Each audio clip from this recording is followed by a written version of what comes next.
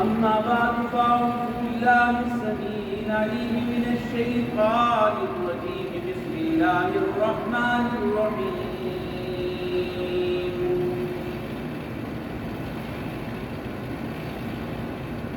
واعبدوا الله وبالوالدين إحسانا وبذي القربى واليتامى والمساكين وابن السبيل والجار ذي القربى والجار الجنب والصاحب بالجنب وابن السبيل وما ملكت أيمانكم إن الله لا يحب من كان مختالا فخورا. قال النبي صلى الله تعالى عليه وسلم من صلى علي واحدة صلى الله عليه عشرا ومن صلى علي عشرة صلى الله عليه 100. وفي مقام آخر من كذب متعمدا فقد كفر أو كما قال عليه الصلاة والسلام. رب اشرح لي صدري ويسر لي أمري واحلل عقدة من لساني يفقهوا قولي. رب زدني علما رب زدني علما رب زدني علما وعملا صالحا متقبلا. سبحانك لا علم لنا إلا ما علمتنا إنك أنت العليم الحكيم. اللهم رب صل وسلم دائما أبدا على حبيبك خير الخلق كلهم.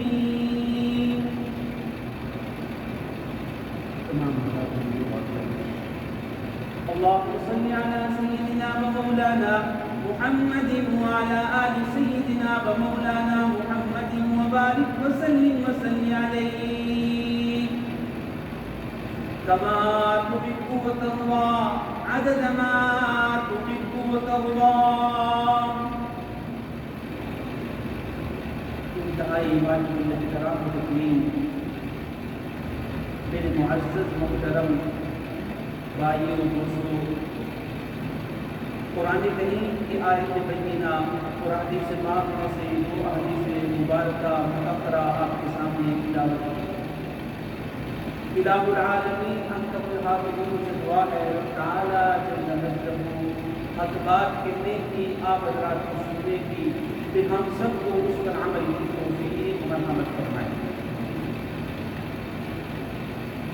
آیت بینہ کے اندر اللہ جل شانہ نے حضور نبی کریم رؤوف الرحیم صلی اللہ تعالی علیہ وسلم کو دیے جانے والے وہ احکامات مصورات بیان فرمائے ہیں جن کا تعلق ہماری زندگانی سے ہے. روزمرہ پیش آنے والے ہمارے کاموں سے ہے. یہ آگے آنے والا مہینہ چونکہ ربیع الاول کا مہینہ ہے، حضور نبی کریم رؤوف الرحیم صلی اللہ تعالی علیہ وسلم کے آمد کا مہینہ ہے، حضور کا دنیا میں تشریف لانے کا مہینہ ہے. اور اس کو مد نظر رکھ کر میں نے آیت بینہ اور نبی کریم صلی اللہ علیہ وسلم کی حدیث پاک میں سے دو احادیث مبارکہ آپ کے سامنے تلاوت کی ہیں.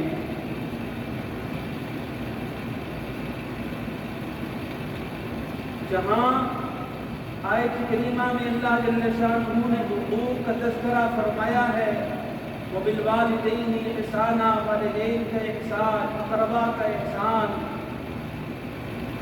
وہاں پر اسی آیت کریمہ میں اللہ تبارک و تعالیٰ نے پڑوس میں رہنے والے انسان کا ذکر بھی فرمایا ہے، آپ کے محلدار کا ذکر بھی فرمایا ہے، اور حدیث پاک میں جناب رسول اللہ صلی اللہ تعالیٰ علیہ وسلم نے دو حدیث میں جو پڑھی ہیں ان میں سے پہلی حدیث حضور نے فرمایا جو بندہ میرے اوپر ایک مرتبہ درود پاک پڑھے گا اللہ جل شانہ اس پر 10 مرتبہ رحمتوں کا نزول عطا کریں گے، اور جو بندہ 10 مرتبہ درود پاک پڑھے گا رب تعالیٰ جل مجدہ 100 مرتبہ اپنی رحمت کی نظر اس پر کریں گے اور رحمت عطا کریں گے۔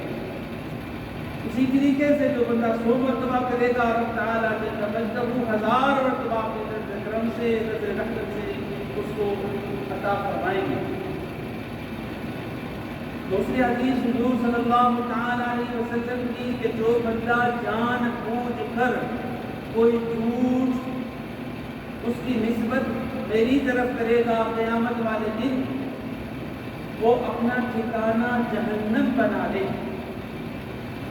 یہ احتیاط کی ضرورت ہے اور انتہائی احتیاط کی ضرورت ہے آج کے اس دور میں کہ جب بھی کوئی چیز ہم تک پہنچتی ہے حضور صلی اللہ تعالیٰ علیہ وسلم کی تعلیمات یہ ہیں کہ اس چیز کو ہم دیکھ لیں، اس کی تحقیق کر لیں، اگر فریقین کا معاملہ ہے تو دونوں فریقین کو سنا جائے، پھر اپنی رائے قائم کی جائے۔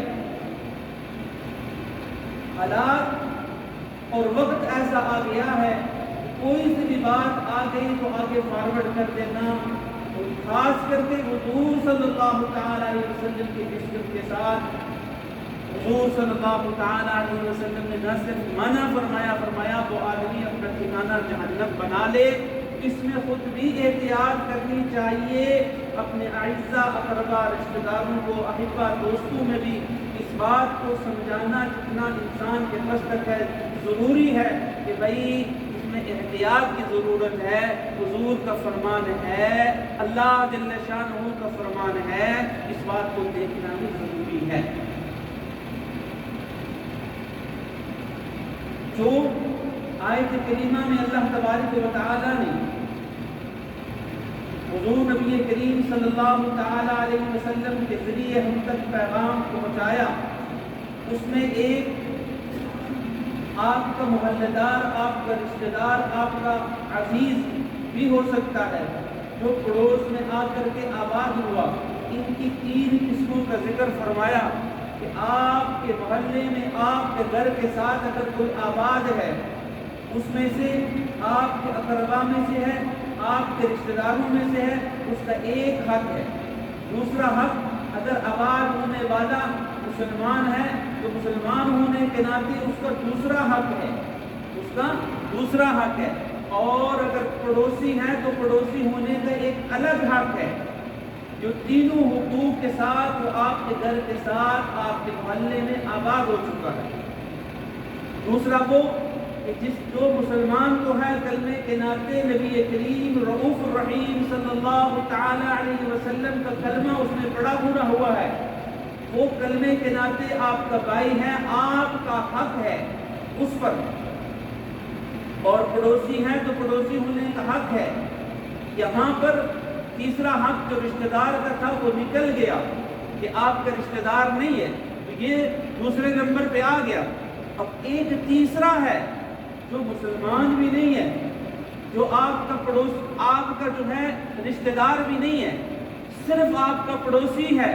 حضور صلی اللہ تعالی علیہ وسلم نے اس پڑوسی کا حق جو کلمہ بھی نہیں پڑھا ہوا، جو مسلمان بھی نہیں ہے، تابع فرمان بھی نہیں ہے، اللہ کے پاک پیغمبر نے اس کا حق بھی بیان فرمایا۔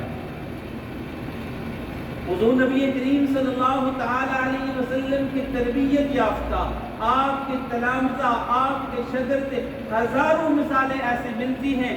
آقا نبی پاک صلی اللہ تعالی علیہ وسلم نے فرمایا وہ پڑوسی جو مسلمان بھی نہیں ہے، اس پڑوسی کے گھر میں اگر کھانا نہیں ہے تو آپ اس کے گھر میں کھانا بھیج دو۔ حال ہوتا یہ ہے کہ اگر کوئی ایسا پڑوسی جو آپ کا رشتہ دار نہیں ہے، مسلمان نہیں ہے، تو اس کو ایسی نظروں سے دیکھا جاتا ہے. وہ اللہ کا بندہ کہاں سے اٹھا، کہاں آ کر کے آباد ہوا، فرعونیت کی نظر سے اس کو دیکھا جاتا ہے. بھائی انسان تو ہے، اللہ نے اس کو بنایا تو ہے، اللہ جل شانہ قادر ہے اس پر کہ وہ نبی پاک صلی اللہ علیہ وسلم کا غلام بن جائے، کلمہ پڑھ لے اور آپ سے بہتر ہو جائے. تو ان فرعونیت کی نظر سے بچانے کے لیے نبی پاک صلی اللہ تعالی علیہ وسلم نے فرمایا اس کا حق بھی آپ کے ساتھ متعلق ہے، آپ کے ساتھ وابستہ ہے. پھر نبی کریم صلی اللہ تعالی علیہ وسلم نے حقوق کے بارے میں ایک لمبی لسٹ ہے جو فرمائی ہے، مختصر بتاتا ہوں. آقا فرماتے اتنی مرتبہ جبریل امین آئے، اتنی مرتبہ آئے، خدشہ یہ ہونے لگا کہ وراثت میں حق مل جائے گا. کس کو؟ آپ کا رشتہ دار نہیں ہے، آپ کا ہمزین بھی نہیں ہے، آپ کا پڑوسی ہے. اس پڑوسی کی وجہ سے اللہ جبریل کو بھیج رہے ہیں، نبی کریم صلی اللہ تعالی علیہ وسلم کی خدمت میں حاضر ہو رہا ہے. حضور فرما رہے اتنی مرتبہ آ چکا، اتنی مرتبہ آ گیا، امکان یہ ظاہر ہونے لگا کہ کہیں وراثت میں حصہ ہی نہ مل جائے. تو میرے دوستو، اس پڑوسی کے بارے میں نبی کریم صلی اللہ تعالی علیہ وسلم کی تعلیمات موجود ہیں، اور آپ کو یہ بات جاننا چاہیے، دل میں مستحضر رکھنا چاہیے. ہماری زندگی کا کوئی گوشہ، ہماری زندگی کا کوئی حصہ، ہماری زندگی کے کوئی اوقات، ہماری زندگی کا کوئی سا وقت ایسا نہیں ہے جہاں پر حضور صلی اللہ تعالی علیہ وسلم کی فرمودات، ہدایات، تعلیمات موجود نہ ہوں. ہم اپنے نبی رحمت صلی اللہ تعالی علیہ وسلم میں قربان کیوں نہ جائیں؟ وہ جو میری ضرورت تھی، وہ جو آپ کی ضرورت تھی، اس نبی رحمت نے آ کر کے میری ضرورت کو، آپ کی ضرورت کو عبادت بنا کر کے آپ کو مقام اور مرتبہ اللہ کے حضور دلوا دیا. آپ ذرا غور تو کریں، وہ جو مسلمان نہیں ہیں، وہ جو دور ہیں، وہ تمسخر اٹھا رہے ہیں، وہ استہزاء کر رہے ہیں، وہ کیا نہیں کر رہے، کیوں کر رہے؟ یہ وہ نبی آئے ہیں جو اپنے امتیوں کو چھوٹی چھوٹی چھوٹی سی باتیں بھی بتاتے ہیں، حتیٰ کہ بیت الخلاء میں جانے کا طریقہ بھی بتاتے ہیں. تو بیت الخلاء میں جانا آپ کی ضرورت، میری ضرورت، ہر انسان کی ضرورت، لیکن اگر اس طریقے سے جایا جائے، بیت الخلاء میں جانا بھی اللہ کے نبی نے عبادت بناتا ہے. اس کا تھوڑا احسان ہے.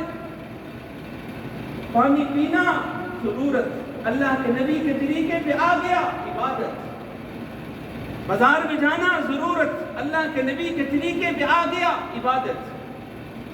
حتیٰ کہ یہ مثالیں دیتے جائیں دیتے جائیں دیتے جائیں، پوری زندگی کے ہر گوشے میں منطبق کرے اور نبی کی ہدایت دے کے اس کو عبادت بنانا ہے. صرف نبی کا طریقہ آنا چاہیے. میں اس طرف نکل جاؤں گا. عرض یہ کر رہا تھا، حضور صلی اللہ تعالی علیہ وسلم نے حقوق بتا دیے. حقوق پڑوسی کے ہیں. میں نے عرض کیا رشتہ دار بھی نہیں رہا، مسلمان بھی نہیں رہا، صرف پڑوسی ہے. حضور صلی اللہ تعالی علیہ وسلم نے فرمایا حق وابستہ ہو گیا، اس کو تکلیف نہیں ہونی چاہیے. اور تیری مسلمانی، تیری ایمانی، تیری تابعداری، تیری فرمانبرداری، تیری غلامی کیا ہے کہ تو اس کو، تجھ سے اذیت اس کو نہ پہنچے. من سلم المسلمون من لسانہ فیدہ، تیری زبان اور تیرے ہاتھ سے اس کو تکلیف نہ پہنچے. تیری ایمان کا تکمیل، ایمان کا مکمل ہونا اس میں ہے. تو حقوق کے بارے میں عرض کر رہا تھا. فرمایا وہ مریض بن گیا، تیرا پہلا حق یہ ہے کہ تو اس کی عبادت کرے، تو اس کی عیادت کرے، تو اس کی عیادت کرے، تیمارداری کرے، اس کی بیمار پرسی کرے. کیسے بیمار پرسی کرے گا؟ کیا ملے گا؟ کیسے عیادت کرے گا؟ کیا ملے گا؟ حضور صلی اللہ تعالی علیہ وسلم نے فرمایا یہ اپنے گھر سے نکل رہا ہے. دو چیزیں ملحوظ رکھنا، اللہ کے نبی کا حکم اور اللہ رب العزت کی رضا. نبی کا حکم، اللہ کی رضا، نکل رہا ہے. فرمایا دنیا میں اس کو چلتا پھرتا دیکھ رہے ہو، اللہ جل شانہ نے اس کی مثال اس طریقے سے دی کہ جنت کی کیاریوں میں ٹہل رہا ہے، جنت کی کیاریوں میں ٹہل رہا ہے، کہ یہاں سے نکل رہا ہے۔ دیکھو، غور کرو، فرائض کے لیے نہیں، عمرے کے لیے نہیں، حج کے لیے نہیں، جہاد کے لیے نہیں، زکوٰۃ کے لیے نہیں، اور مصارف کی ادا کرنے کے لیے نہیں، کیوں جا رہا ہے؟ میرا پڑوسی بیمار ہے، اس کی بیمار پرسی کے لیے جا رہا ہے۔ رب کریم اپنے حبیب صلی اللہ تعالی علیہ وسلم سے اعلان کروا رہے ہیں کہ میرے نبی ان کو اعلان کر کے یہ بات باور کروا دو، صرف ایک نہیں، دو نہیں، لا یعصون اللہ ما امرہم ویفعلون ما یؤمرون، وہ مخلوق جو اللہ نے پیدا کی، جو گناہوں سے معصوم ہے، اس مخلوق کی اللہ نے ڈیوٹی لگائی، 70,000 کی تعداد میں اس کے لیے مغفرت شروع کر دی گئی ہے۔ 70,000 کی تعداد میں اب یہ ایمانداری میں عیادت میں جانے والا اس کے لیے اللہ تبارک و تعالیٰ کے حضور دعا کر رہا ہے۔ کیسے مشکلات حل نہیں ہوں گی؟ کیسے یہ مغموم ہوگا؟ کیسے یہ پریشان ہوگا؟ کیوں؟ میرے دل میں حضور کے فرمان کی قدر تھی نا، اہمیت تھی نا، کہ میرا آقا نے یہ فرمایا ہے، یہ میرا پڑوسی بن گیا ہے، میں پڑوس ہونے کے ناطے اللہ کے نبی کے فرمان کو ملحوظ رکھوں گا، عیادت کے لیے جاؤں گا۔ اب مریض ہے، اب وہ مریض ہے، تو اس کی عیادت کا صرف نہیں، حضور کا فرمان تو یہ ہے نا کہ لا بأس طہور انشاءاللہ، اس کو جا کے حوصلہ دے دو، زندگی کے جو سانس باقی ہیں وہ اس کے تسکین کے ساتھ گزر جائے، اس کو ہمت دلاؤ، حوصلہ دلاؤ۔ ساتھ ایک بات غور کرو، تعاون کی ضرورت ہے، معاونت کی ضرورت ہے، تو اس کی معاونت بھی کرو، اس کا تعاون بھی کرو۔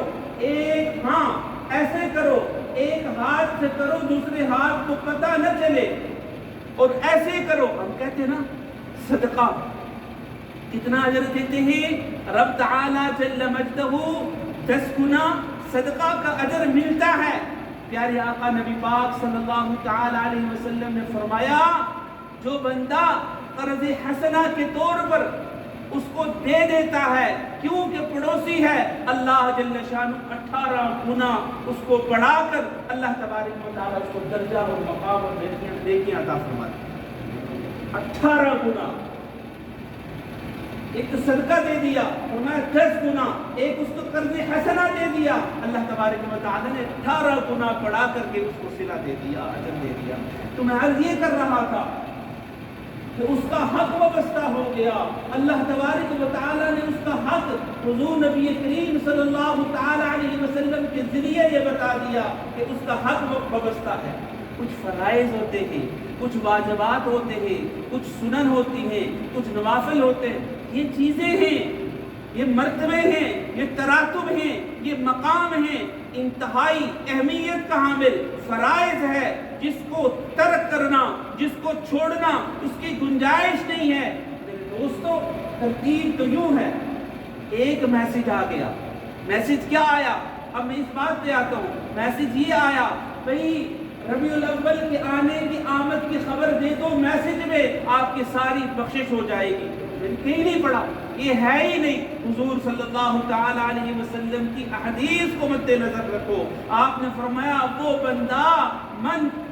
وہ بندہ جس نے جان بوجھ کر جھوٹ بولا اور نسبت رسول اللہ صلی اللہ تعالی علیہ وسلم کے ساتھ کی، وہ اپنا ٹھکانہ دنیا میں جہنم بنا لے، دنیا میں جہنم بنا لے۔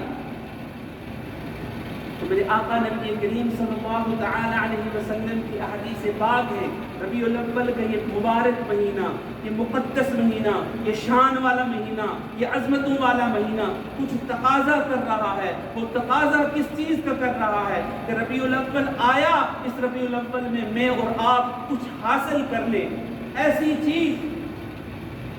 چیز جو کبھی راہ گاہ نہیں جاتی، بیکار نہیں جاتی۔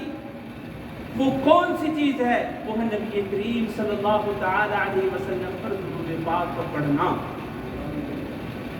ایک صحابی رسول ہے، دیہاتی ہیں، دیہات میں رہنے والے ہیں، وہ نبی پاک صلی اللہ تعالی علیہ وسلم کے پاس حاضر ہوتے ہیں، اللہ جبریل کو اتارتے ہیں، اور جبریل آ کر کے حضور صلی اللہ تعالی علیہ وسلم کو عرض کرتے ہیں، یا نبی پاک صلی اللہ علیہ وسلم، یہ وہ آدمی ہے جس نے درود پاک کا سہارا لیا ہے، درود پاک کو پڑھا ہے، ایسا درود پاک زمین میں کسی نے نہیں پڑھا، ایسا پڑھا۔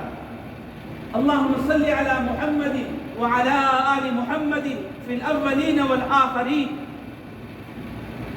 کہ حضور نبی کریم صلی اللہ تعالی علیہ وسلم پہ درود پاک پڑھنا تھا، تو میرے دوستو حضور نبی کریم صلی اللہ تعالی علیہ وسلم حضرت ابو بکر صدیق رضی اللہ تعالی عنہ کے ساتھ بیٹھے ہوئے ہیں، فرمایا اجر مقام مرتبہ کیا ہے؟ فرمایا ان سارے درختوں کو اگر کلمے بنا دیا جائے، سمندروں کو سیاہی بنا دیا جائے، کرامن کاتبین کو لکھنے پہ لگا دیا جائے، یہ لکھنا ختم ہو سکتا ہے، کلمے ٹوٹ سکتی ہیں، مگر اس کے فضائل، اس کے درجے، اس کے مقام، اس کے براہین، اس کی رحمتیں، اس کی شانیں، اس کی عظمتیں ختم نہیں ہو سکتی، اس کی اتنی عظمتیں ہیں۔ تو میرے دوستو ربیع الاول کا یہ مقدس مہینہ آ رہا ہے، اس مہینے میں اپنے اوپر یہ لازم کریں، اپنے نبی پاک صلی اللہ تعالی علیہ وسلم کے حق کو ملحوظ رکھیں اور آقا حضور صلی اللہ تعالی علیہ وسلم پر درود پاک کو پڑھیں صلی اللہ علیہ وسلم۔ اللہم صلی علی محمد وعلی آل محمد کما صلیت علی ابراہیم، درود پاک نماز والا درود پاک جو اولین والآخرین ہے، درود پاک کوئی سا بھی ہے، لیکن اپنے نبی پاک صلی اللہ تعالی علیہ وسلم سے پر کثرت سے درود پاک کا ایک ذخیرہ جب آپ دنیا سے جائیں تو آپ کے پاس ہونا چاہیے۔ 1000 مرتبہ، 2000 مرتبہ میں نے دیکھا، سنا، آنکھوں سے دیکھا، کانوں سے سنا، ربیع الاول کے گزرنے کے بعد وہ جن کی نسبت، جن کی محبت اللہ کے ساتھ، اللہ والوں کے ساتھ، نبی پاک صلی اللہ علیہ وسلم کے ساتھ تھی، ان کا کئی ہزار مرتبہ، لاکھوں مرتبہ میں نے اپنے پاس ذخیرہ کر دیا۔ تو میرے دوستو ایک تو اس بات کو ملحوظ رکھ کے اس ربیع الاول سے، اس وقت سے ہم نے یہ حاصل کرنا ہے کہ یہ وقت بیکار نہ گزرے، یہ وقت بیکار نہ گزرے۔ اور دوسری بات، بڑی اہمیت کی بات، رضیت باللہ ربا وبالاسلام دینا وبمحمد صلی اللہ تعالی علیہ وسلم نبیا، کہ اے اللہ میں آپ کے رب ہونے پہ راضی، میں جناب محمد رسول اللہ صلی اللہ تعالی علیہ وسلم کے نبی ہونے پہ راضی، میں میرے اللہ اسلام پہ راضی، دین اسلام پہ میں راضی ہوا۔ اس کو صبح بھی پڑھنا ہے، شام کو بھی پڑھنا ہے، اس کو صبح بھی پڑھنا ہے، اس کو شام بھی پڑھنا ہے۔ ملے گا کیا؟ ملے گا کیا؟ لالچی ہے نا انسان، جب تک وہ چیز ظاہر نہ کی جائے، بتائی نہ جائے، افادیت نہ ظاہر کی جائے، آتا کوئی نہیں ہے۔ تو مقام بھی سن لے، مرتبہ بھی سن لے، شان بھی سن لے۔ فرمایا